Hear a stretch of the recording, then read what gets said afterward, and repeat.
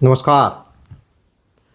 मोदी सरकार ने नागरिकता संशोधन अधिनियम 2019 को लागू करने के लिए अधिसूचना जारी कर दिया है और ये अधिसूचना 4 साल के लंबे इंतजार के बाद भारत सरकार द्वारा जारी की गई है और ये अधिसूचना बहुत ही महत्वपूर्ण है। इसको लेकर के जो राजनीतिक विरोधी हैं वो सभी लोग इसको लेकर के तमाम तरह की गलतफहमियां फैला रहे हैं, जिस पर विचार विमर्श करके इसको दूर करने की आवश्यकता है और उन देशद्रोहियों को जवाब देने की भी आवश्यकता है जो इस देश के जो माहौल को खराब करना चाहते हैं। अब ये समझने की कोशिश करते हैं कि जो नागरिकता संशोधन अधिनियम 2019 जो लागू किया गया है, ये इसका उद्देश्य क्या है और ये किस तरह के लोगों को और कब तक आए हुए लोगों के लिए ये सुविधा और ये आवेदन करने के लिए इसमें अधिसूचना जारी की गई है। तो सबसे पहले ये बता दूं कि 31 दिसंबर 2019 तक जो भारत के अंदर में बांग्लादेश, पाकिस्तान और अफगानिस्तान के रहने वाले जो अल्पसंख्यक हैं, जिसमें हिंदू, सिख, बौद्ध, जैन, ईसाई और पारसी, ये 6 समुदाय शामिल हैं जो वहाँ उन देशों के अल्पसंख्यक हैं और किसी न किसी प्रताड़ना की वजह से वो देश छोड़ करके भारत में चले आए गैर कानूनी तरीके से और बिना दस्तावेज के जो भारत में आकर खनाबदोश की ज़िंदगी जी रहे हैं, उनको ये आवेदन करने के लिए एक कानून बनाया गया है कि वो आवेदन करके यहाँ नागरिकता भारत की प्राप्त कर सकें और भारत के जो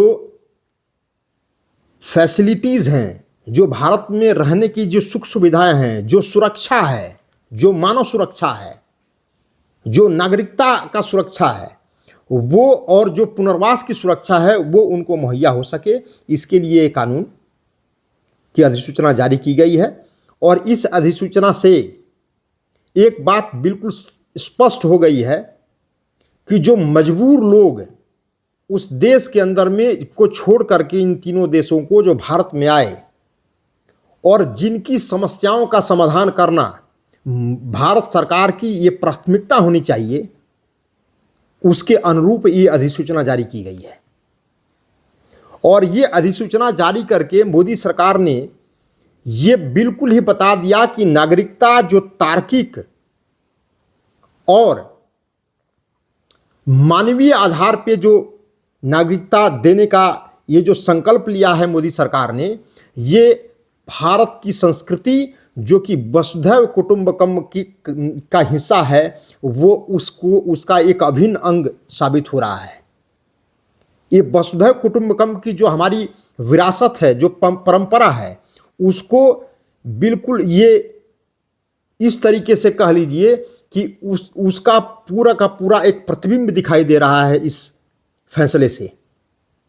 और इस फैसले में ये भी हुआ है कि एक वेबसाइट जारी की गई है जिसके ऊपर ऑनलाइन आवेदन किया जाएगा और एक समिति बनाई गई है जिस आवेदन को पूरे तरीके से उसको देख करके उसकी जांच करके और फिर उनको भारत की नागरिकता दी जाएगी।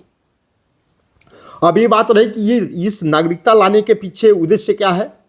इस नागरिकता को लाने के पीछे उद्देश्य ये है कि वहाँ से जो इस देश के अंदर में जो प्रताड़ित लोग हैं इन 3 देशों के और जो छोड़कर बिना दस्तावेज के इस भारत के अंदर में किसी तरीके से आ गए रहने के लिए, अपना जीवन यापन करने के लिए, वो उनको पुनर्वास और नागरिकता की कानूनी बाधा को दूर करने के लिए ये जो अधिसूचना और ये कानून लाया गया है। दूसरा है कि दशकों से पीड़ित शरणार्थियों को सम्मानजनक जीवन देने के लिए ये जो नागरिक CAA है, वो ये कानून लाया गया है, इसको लागू किया गया है। तीसरी जो इसका उद्देश्य ये है कि नागरिकता के अधिकार से शरणार्थियों को सांस्कृतिक, भाषिक और सामाजिक पहचान की रक्षा होगी, इसके लिए भी ये कानून लाया गया है। और चौथा जो इसका उद्देश्य है, जो अंतिम उद्देश्य है, वो है कि आर्थिक, व्यावसायिक और बेरोक टोक की आवाजाही और संपत्ति खरीदने और बेचने का भी एक तरह से ये अधिकार सुनिश्चित करता है। इसीलिए ये जो CAA है उसको लागू करना अति आवश्यक है। अब बात ये आ रही कि मोदी सरकार ये चुनाव से पहले लेकर आई, तो ये मैं बता दूं पूरे देशवासियों को कि ये मोदी सरकार चुनाव के पहले लेकर नहीं आई, ये इनका एक हिस्सा है जो इन्होंने वादा बहुत पहले किया था और 2019 में ही इसको लागू कर देना चाहिए था। जो 4 साल देर हो गया, ये अपने वादे को देर ही सही मोदी सरकार ने पूरा किया है और मोदी सरकार अपने लोगों को नागरिकता देने के लिए कदम बढ़ा चुकी है। अब वो कदम जो है आगे बढ़ता रहेगा और अपने लोगों को उनके अधिकार को, अपने लोगों की सुरक्षा को सुनिश्चित करने के लिए ये CAA का कानून ला करके और उसकी अधिसूचना जारी करके उनको ये नागरिकता प्रदान की जाएगी, ताकि इस देश के भारतवासी जो भारतवंशी हैं वो विश्व में कहीं भी हों, अगर वो भारत की धरती पे आते हैं, वो किसी भी तरीके से आए, कानूनी तरीके से या गैर कानूनी तरीके से, भारत सरकार का ये दायित्व है, उसकी ये रिस्पॉन्सिबिलिटी है कि वो उनको सारी सुविधाएं मुहैया कराए, उस देश का नागरिकता प्रदान करे और उनको सारी उनके सुरक्षा का जिम्मा अपने पास ले और उनको प्रदान करे। इसी उद्देश्य के साथ मोदी सरकार काम कर रही है। अब प्रश्न ये उठता है कि इस देश के अंदर में बहुत सारे अलग अलग दृष्टिकोण और अलग अलग विरोधियों के और देशद्रोहियों के भी सुर आ रहे हैं, जो ये बात कह रहे हैं कि CAA और NRC इस देश के अंदर में लागू कर दिया जाएगा। CAA जो है वो यहाँ के रहने वाले मुसलमानों और यहाँ के रहने वाले जो देशवासी हैं उनके लिए खतरा है। ये कैसे खतरा हो सकता है? मैं स्पष्ट कर दूं कि CAA नागरिकता देने का कानून है, ये नागरिकता लेने वाला कानून नहीं है, नहीं नागरिकता का अधिकार छीनने का ये कानून है। ये स्पष्ट होना चाहिए। इस भारत में रहने वाले जितने भी नागरिक हैं उनका इस कानून से एक भी रत्ती भर कोई बाल बांका नहीं हो सकता। ये कानून देने के लिए नागरिकता है, न कि नागरिकता छीनने के लिए है। ये बिल्कुल दिमाग में स्पष्ट होना चाहिए। और इस देश के अंदर में चाहे विदेशी गैर कानूनी तरीके से या कानूनी तरीके से रह रहे हैं, उसके लिए भी उनको भी भगाने का ये कानून नहीं है।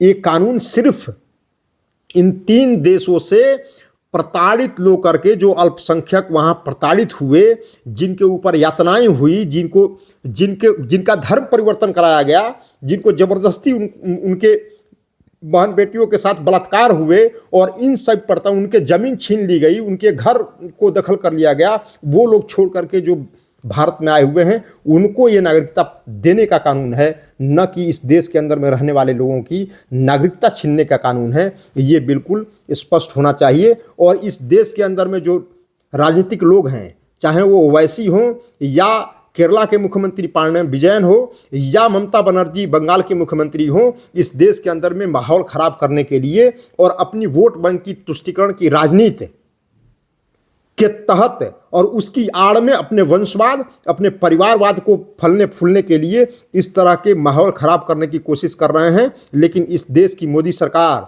माहौल खराब नहीं होने देगी। एक चींटी भी इस देश के अंदर में उसका नुकसान नहीं होगा। ये संकल्पित है सरकार। इस सरकार दृढ़ संकल्प के साथ काम कर रही है और ये सरकार चुनाव को ध्यान में रखकर काम नहीं करती, क्योंकि इस देश के अंदर में आए दिन चुनाव होते रहते हैं। तो क्या कोई सरकारें चुनाव को देख करके फैसले ना ले? क्या मानवीय आधार पर फैसले नहीं लिए जाने चाहिए? क्या इस भारतवंशी जहां विश्व के किसी कोने में हो, अगर वो भारत में अपना आकर के शरण ले रहा है, तो क्या उसको नागरिकता देने का हमारे पास कोई प्रावधान नहीं होना चाहिए? होना चाहिए। उसी को पूरा करने के लिए मोदी सरकार प्रतिबद्ध है और वो इस कानून के माध्यम से वो नागरिकता प्रदान कर रही है। इन लोगों को जो राजनीतिक रूप से विरोध कर रहे हैं, इन लोगों को क्यों ये 6 करोड़ इस देश के अंदर में बांग्लादेशी रह रहा है, उस बांग्लादेशी जो 6 करोड़ अवैध तरीके से इस देश के अंदर में रह रहा है, इस देश उसके ऊपर कोई प्रश्न नहीं उठाता है। क्यों?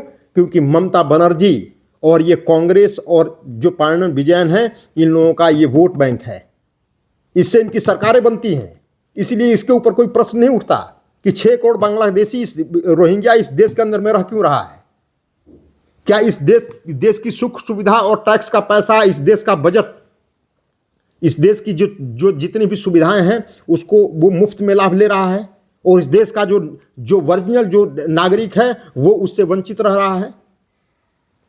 क्या ये देश रोहिंग्याओं के लिए धर्मशाला है कि जो लोग आए यहाँ रहें, अपनी नागरिकता लें और यहाँ दंगे करें, फसाद करें, लोगों के ऊपर तलवारें लहराएं? क्या उसकी इजाज़त दी जाएगी?